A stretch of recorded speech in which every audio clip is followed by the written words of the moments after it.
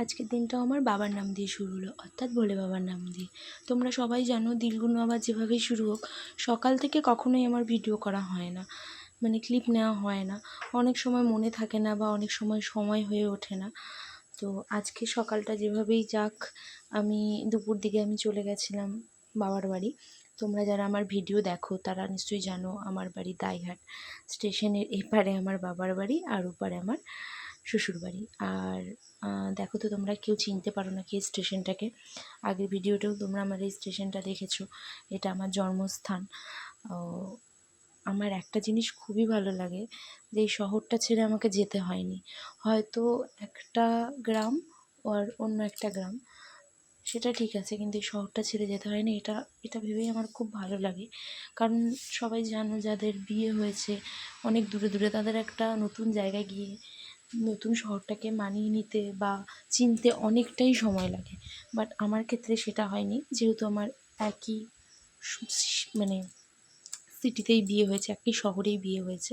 এটা আমার বাবার বাড়ির যাওয়ার রাস্তা, দু সাইডে পুকুর, এটাকে আমরা অ্যাকচুয়ালি নয়নজলি বলি।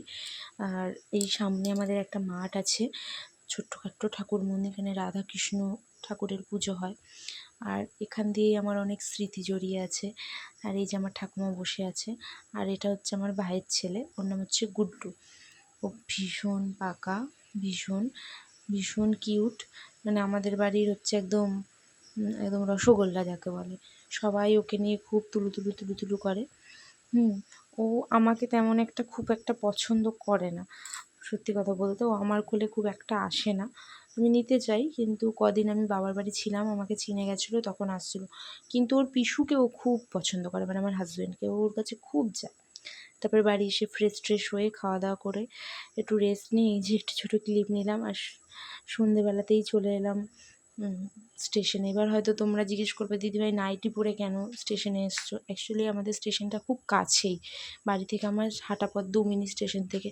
আর জামা চেঞ্জ করতে ইচ্ছে করছিলো না। বান্ধবী এসেছিলো আমার সাথে, মানে বললো ফোন করে যে আমি স্টেশনে এসেছি হাঁটতে, ওরও দাইহাটেই বিয়ে হয়েছে, যে তাহলে তুই যখন এই বাড়িতে আছিস তাহলে আয়।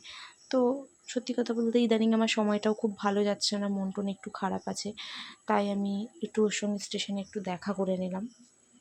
অনেকক্ষণ বসে গল্প করছিলাম, মানে অনেকক্ষণ গল্প করার পর এই ট্রেনে আমার হাজব্যান্ড এক্সাম দিতে গেছিলো, তো এই ট্রেনেই ও এলো।